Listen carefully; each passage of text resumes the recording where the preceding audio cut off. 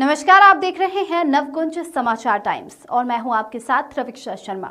आइए बढ़ते हैं आज की खास खबर की ओर। झांसी के मौरानीपुर कोतवाली क्षेत्र के नई बस्ती निवासी युवती ने पुलिस से न्याय की गुहार लगाई। आपको बता दें कि मोहल्ला दीवानपुरा कस्बा राट कोतवाली राट हाल निवासी मोहल्ला नई बस्ती रॉयल गार्डन के पास कोतवाली मौरानीपुर जिला झांसी निवासी एक युवती ने मौरानीपुर कोतवाली पुलिस को दिए गए प्रार्थना पत्र में बताया कि वे एक कलाकार और नृत्य करके अपना और अपने परिवार का भरण पोषण करती है। गणेश विसर्जन कार्यक्रम के दौरान मेरी मुलाकात ग्राम नोटा थाना उल्ला निवासी एक युवक से हुई, जिसने मुझसे कहा कि अपना पर्सनल नंबर दे दो जिससे कहीं प्रोग्राम हो तो मुझे बुला सके। तो उसने मुझे अपने मामा के यहाँ ग्राम गोना मध्य प्रदेश में एक कार्यक्रम में बुलाया। वहाँ से उसकी मुलाकात हो गई और उसकी फ़ोन पर बातचीत शुरू हो गई। पीड़िता ने यह भी बताया कि वे मोहल्ला नई बस्ती मौरानीपुर में धर्मेश अहिरवार मकान मालिक के यहाँ पर किराए से कमरा लिए हुए है। एक दिन उक्त युवक कार्यक्रम का बहाना बनाकर मेरे कमरे पर आया और बाहर से खाना भी साथ लाया।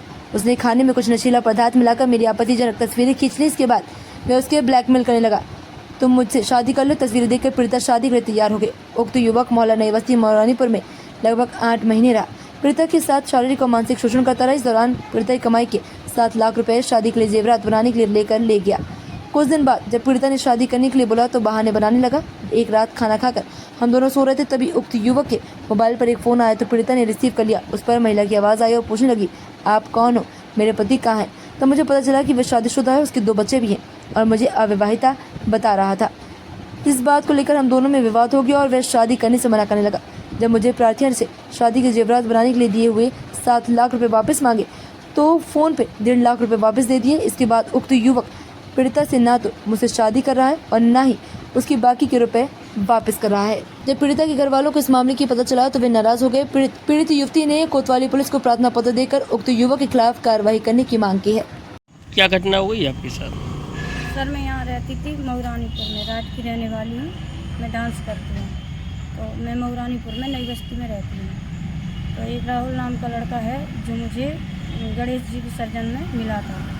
तो प्रोग्राम करने गई थी मैं उसके गाँव में, मिला तो उसने मुझसे कहा अपना पर्सनल नंबर दो, हम तुम्हें कभी प्रोग्राम पे बुलाएंगे तो आ जाना। तो मैंने कहा ठीक है ले लो, आ जाऊँगी। फिर ये अपने मामा के यहाँ गोना लेके गया। वहाँ से मेरी इससे बातचीत स्टार्ट हो गई थी। बातचीत स्टार्ट होने के बाद एक दिन ये मेरे रूम पर आया और बाहर से ही कुछ खाने के लिए लाया तो मैंने खा लिया। अब मुझे पता नहीं क्या हो गया, मैं बेहोश हो गई। इसने मेरे साथ उल्टी सीधी हरकत की और उसकी वीडियो और कुछ फ़ोटो खींच ली।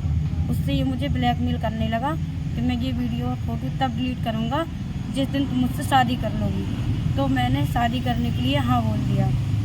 शादी बोलने के लिए हाँ बोला तो ये कुछ दिन ऐसे ही टालता रहा कि अभी मुझे घर वालों को मना लेने दो, मम्मी पापा इतने जल्दी नहीं मानेंगे क्योंकि तुम डांस करती हो।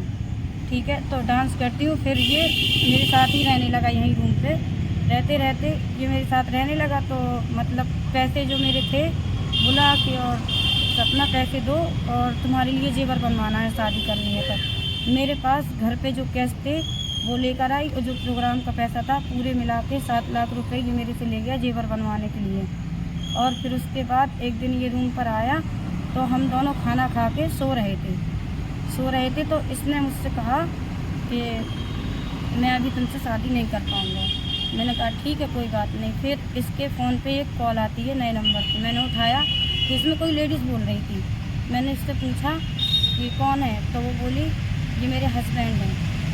तो इसकी शादी के बारे में भी मुझे उसी दिन पता चला। उस दिन से मैंने इनसे बात नहीं की। मैंने इनसे बोला कि अब मुझे तुम्हारे साथ कोई रिश्ता नहीं रखना और अब मेरे पैसे मुझे लौटा दीजिए। तो बोला कौन से पैसे, किसके सामने दिए, जो करना हो वो कर लेना।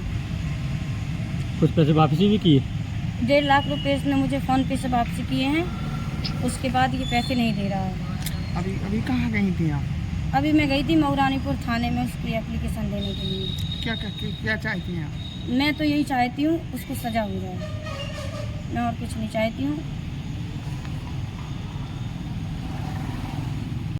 ना ही देश दुनिया की तमाम छोटी बड़ी खबरों को देखने के लिए नवकुंज समाचार टाइम्स को अभी सब्सक्राइब करें। और हाँ, अगर आपको हमारा ये वीडियो पसंद आया हो तो वीडियो को शेयर जरूर करें। नमस्कार।